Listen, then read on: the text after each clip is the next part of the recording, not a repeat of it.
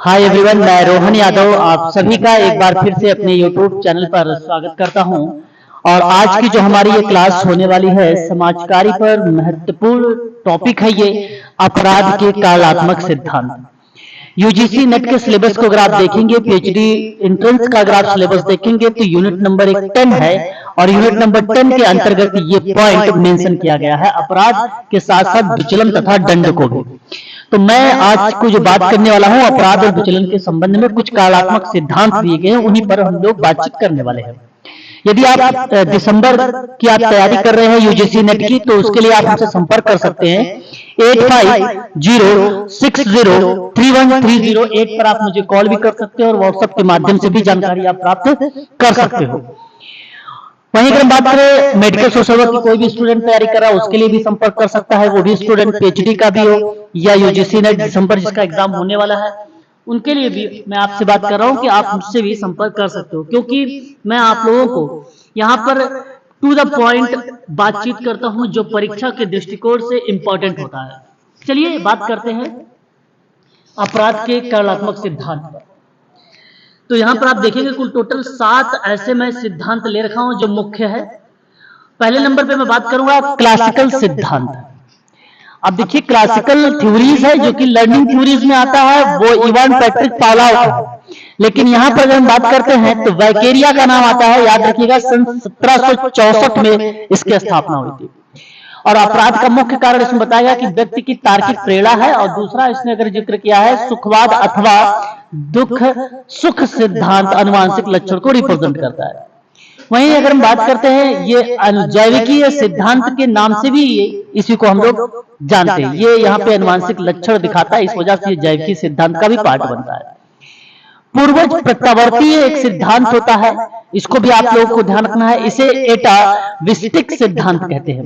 Very very most important IMP है, और ये सारी पॉइंट जब बात करेंगे जैसे 1 2 3 4 ये 4 पॉइंट ऐसे दिए गए हैं जो जैविकी सिद्धांत में आते हैं। कौन से सिद्धांत में आते हैं? जैविकी सिद्धांत में आते हैं।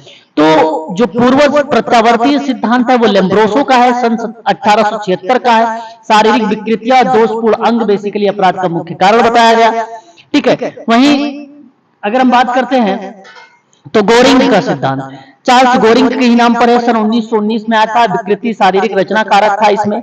और हट्टन का सिद्धांत हट्टन का ही नाम आएगा, सन 1939 में आता है। ये जैविकी हीनता को रिप्रेजेंट करता है। वहीं शारीरिक रचना का सिद्धांत सैंडल का है, और ये अगर हम बात करते हैं तो सन 1940 में है। मध्यकायी शरीर वाला जो व्यक्तित्व होता है ना, तो मध्य मतलब हो जाए दीर्घ काय वाला हो गया, लघु काय वाला, इस तरीके की चीजें जो है रिप्रेजेंट किया गया, ये जैविकी है।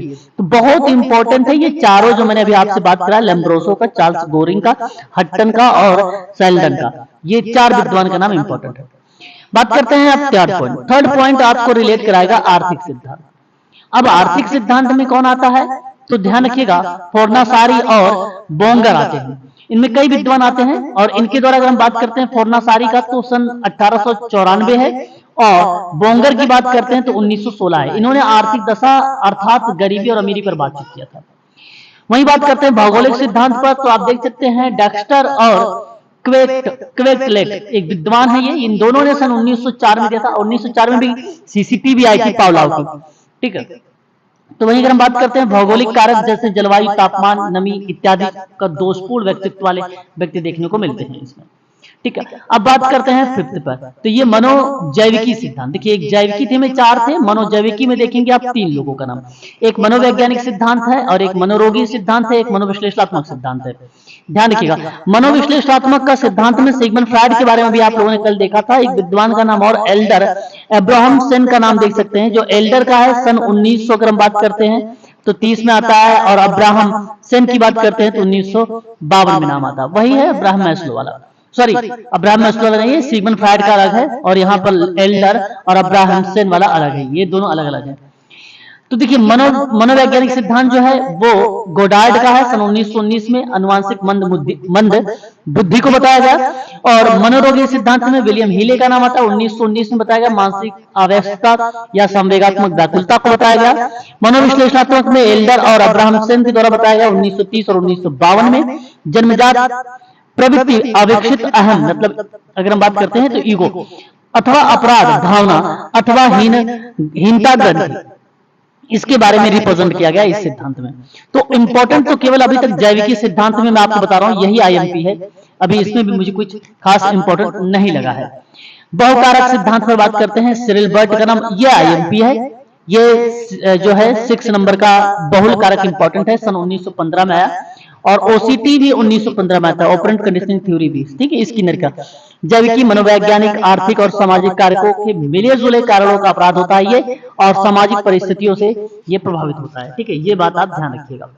उसके बाद अगर हम लोग बात करते हैं तो यहाँ पर आप देख सकते हैं 7वें नंबर का है समाजजन्य सिद्धांत है ये।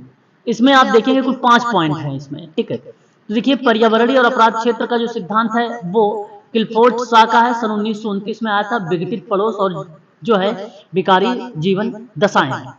वहीं अगर हम बात करते हैं संरचनात्मक सिद्धांत में 2 बातें आती हैं, एक आता है विभिन्न संपर्क का सिद्धांत और एक आता है व्याधिकी सिद्धांत।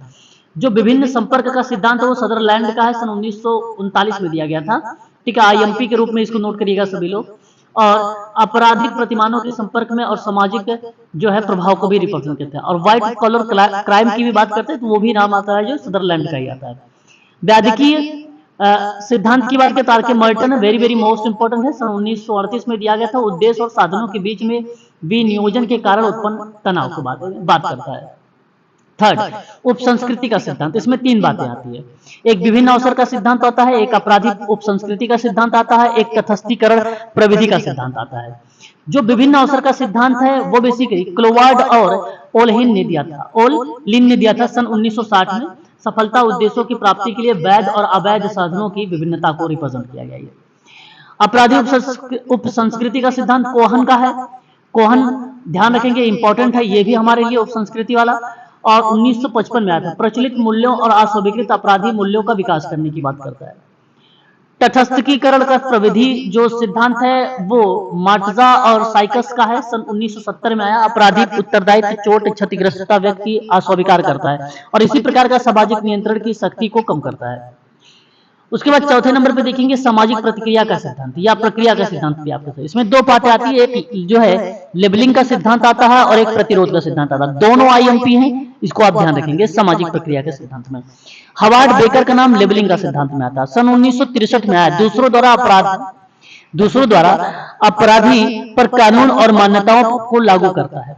वहीं अगर हम बात करते हैं प्रतिरोध और सिद्धांत में तो वाल्टर रैकलेस का नाम आता है, सन 1967 में आता है। प्रतिकूल स्वधारणा और बलवती आंतरिक और बाह्य नियंत्रण की कमी को दर्शाता है। नौ विचलन का सिद्धांत आता है, रिचर्ड जो है क्विकने का नाम, सन 1972 में आता है। बलवानों द्वारा कमजोरों का शोषण या प्रतिक्रिया पर केंद्रित होता है। और एक है संघर्ष का सिद्धांत, और संघर्ष का सिद्धांत में सांस्कृतिक संघर्ष का सिद्धांत दिया गया है। थॉर्स्टन सेल्विन का नाम आता है, 1938 में। व्यवहार के प्रतिमानों के बीच का संघर्ष बताया गया है। तो ये जो प्रश्न थे बेसिकली मैंने अभी आप लोगों से जो बात किया है वो अपराध के कार्यात्मक सिद्धांत थे। एक तरफ सैद्धांतिक व्याख्या थी, दूसरी तरफ प्रेरणा थे और वर्ष था, और उसके बाद अपराध का मुख्य कारण जो है रिप्रेजेंट किया गया था। यूनिट नंबर 10 का ये बहुत ही महत्वपूर्ण बिंदु है जो मैंने आप लोगों से बात किया है। यहाँ से हर एक परीक्षाओं में एक प्रश्न पूछने की पूरी संभावनाएं बनती है। सबसे ज्यादा इंपॉर्टेंट लैम्ब्रोसो ने सन 1876 में पूर्व विकास की ओर लौटने या विकासवादी प्रत्यावर्ती का सिद्धांत को प्रतिपादन किया था, जो शारीरिक रचना प्रकार का आधार का सिद्धांत माना जाता था। ठीक है, तो इस चीज को आप ध्यान रखेंगे, बहुत इंपॉर्टेंट है। इस सभी चीजों पर मैं आप लोगों को क्लास में जिक्र करूंगा जब आपकी यूनिट नंबर 10 चलेगी। ठीक है, तो मेन जो चीजें रहेंगी उन्हीं चीजों पर मैं बातचीत भी आप लोगों से करता हूं, और आने वाले टाइम में भी इन सब पर बातचीत होगी। ठीक है, तो आज के लिए बस इतना ही। हाँ, अगर आप समाज कार्य में ऑनलाइन क्लास लेना चाहते हैं, चाहे वो यूजीसी नेट का हो, चाहे वो उत्तराखंड मेडिकल सोशल वर्क हो, या खुद किसी भी अन्य, अगर हम बात करें मेडिकल सोशल वर्क का अगर आप तैयारी कर रहे हैं तो आप हमसे संपर्क कर सकते हैं। 8506031308 पर आप कॉल भी कर सकते हैं और व्हाट्सएप के माध्यम से जानकारी भी प्राप्त कर सकते हो। चलिए आज के लिए बस इतना ही।